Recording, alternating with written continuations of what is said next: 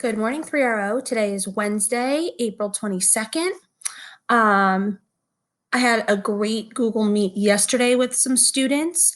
I found a new way to do it, which is pretty cool that since I'm on GoGuardian, I can open tabs for you on your computer. I know, very magical and crazy.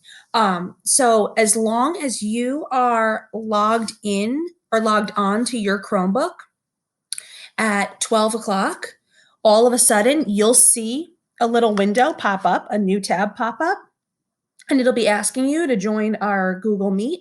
And you just have to press on it. I suggest just having a parent near you so they can help you. And you don't have to type anything, parents, you don't have to do anything on your computer. Everything will be done on their Chromebook. It's super duper easy to follow, but it worked out really nicely. So I'm going to continue doing that. So people this afternoon that I am talking to, my Wednesday group, I'm going to be doing the same thing. Just make sure your computer is logged on and you are sitting right next to it at 12 o'clock, and you will see a window pop up from me. All right, let me go through your plans with you for today so you know what's going on. Again, make sure you submit your attendance by 10:30. Yesterday was a lot better, which is awesome. All right, so for reading, you're going to go back to that Sugar Shocker article. Don't worry, this is the last time that you are working with this one. I suggest you reread it to make sure that you really know what's going on in the whole entire article. If you don't have your Scholastic, the link to the article is down at the bottom of the box. If you do have it, you can use your hard copy. Then you're going to go to Google Classroom. You're going to go to our 3RO reading. You're going to click on the assignment that says 4/22 reading response. And your reading response question for today is, which fact in the article did you find the most interesting and why? Why did you find it interesting? So this answer should be between, I would say, between 2 and 4 sentences. Please no less than 2 sentences, okay? Remember to start them with capital letters, end with punctuation, and you want to restate the question when you are responding. If you don't remember how to do that, I put the restating the question chart in here for you. Writing today, you are going to do a little writing. So hopefully at this point, everybody has their family tree done. I got some pictures of completed family trees yesterday. If you didn't send me a picture, that's okay. Don't worry. I didn't ask you to, so no problem there.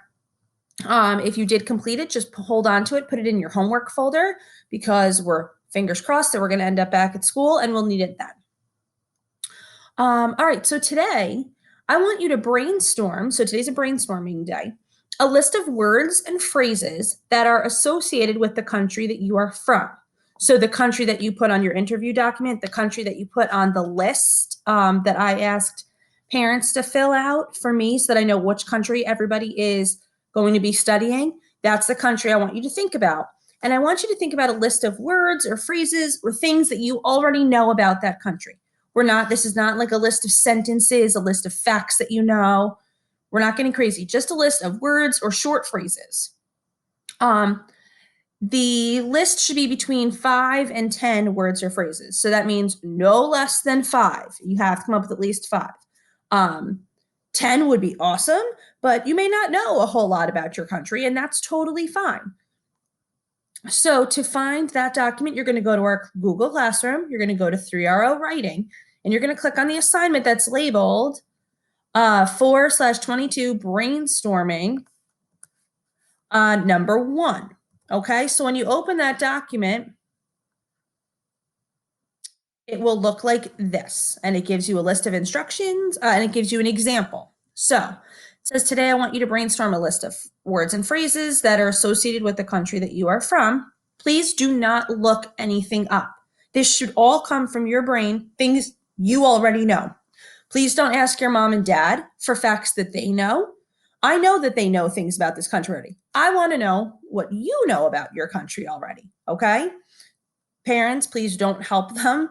I mean, of course, you can give little tiny ideas here and there, but please don't give them any extravagant facts. That's not the point in all of this.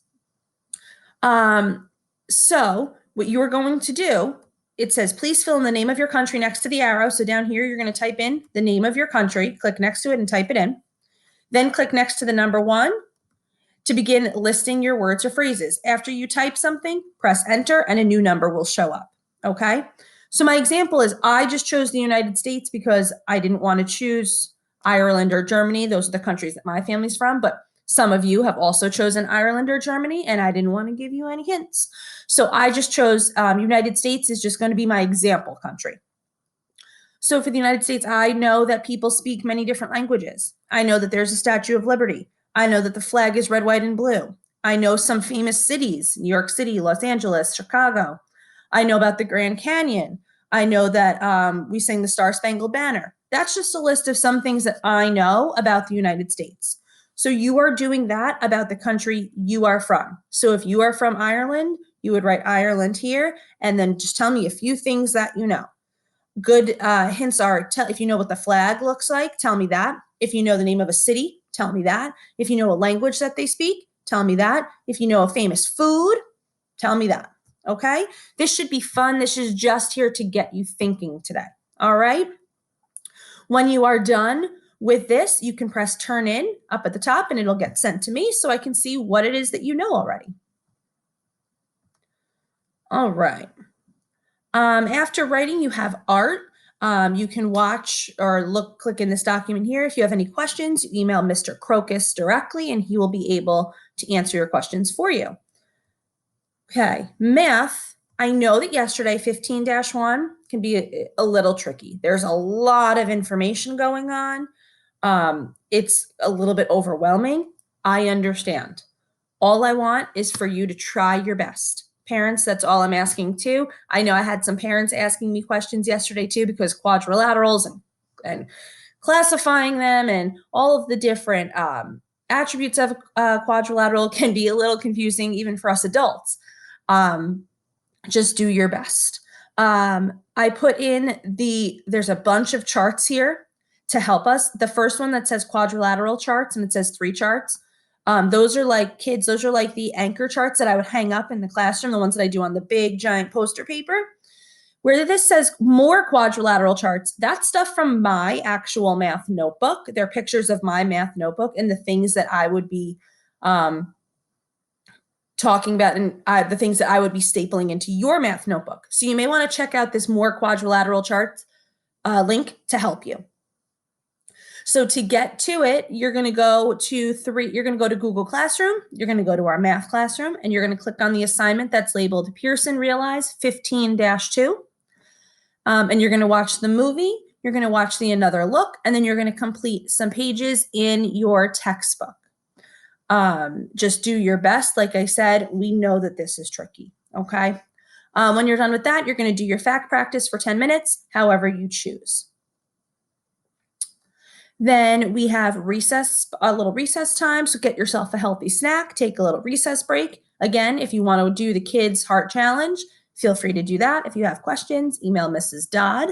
If you don't want to do that, that's totally fine. Or if you've done it already, that's totally fine. We gave you some other suggestions. Play outside for half an hour, play with Play-Doh, build with Legos, do a few Go Noodles. All right. Then after your little recess break, today is Wednesday, so we are doing word study today. So we're continuing with the suffix ment, M-E-N-T. It goes on the end of a word. We add it to the end of a word to change the meaning of a word. Okay, first, it's number 1 says word study lesson video. You must watch this video. These are instructions from Mrs. Rand on how to complete your activity for today.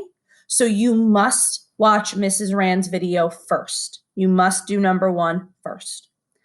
Then number 2, you can rewatch the video on MENT if you need a reminder about the actual suffix. Okay, this is the video from Monday. And then what you're going to do is you're going to choose 4 words from the MENT list. Oh, that I forgot to attach here, but I will attach it. And then using this dictionary link, so you can click on this and it'll bring you to a dictionary online. You're going to look up the word. You're going to write the word on a piece of paper, write the definition, and draw a picture to match the word. If you watch Mrs. Rand's video, number 1, she will explain exactly how to do this, okay? And then when you are done with that, If you have time, you can go to Spelling City and you can pick a game or activity to play using the MENT list. If you don't want to do Spelling City, everybody has their red word ring at home. It should be attached to your homework folder. So if you want to practice your red words, you could do any kind of game with that. That's an option too, always, if you have time. And then at the end, we have your Spanish for 15 minutes. I forgot to tell you this yesterday, but if you have a Google Meet with me at 12 o'clock, I know that that kind of cuts into like word study and Spanish time. If you have a Google Meet with me at 12 o'clock, you do not have to do Spanish that day. Okay. Because when we get off our Google Meet, I want you to be able to finish your word study and we can kick Spanish out for that day. If you have a Google Meet with me, like today is Wednesday. So anybody who's Google meeting with me today, you do not have to do Spanish today because you're taking extra time to talk to me. If you do not have a Google Meet with me, you still have to complete Spanish. So that means every day this week, some people will have Spanish and then a group of people won't. So it'll be fair across the board for everybody. Okay? Just depends on the day. All right. If you need anything else, send me an email and let me know. Again, I will be on Go Guardian as always. If you see the little green speech bubble come up in the corner, that means I'm available to chat. If you do not see the green speech bubble, that means I've turned off the chat feature just because I'm in a meeting or I'm recording another video for you. I hope you have a great day and good luck today. We'll talk soon. See ya.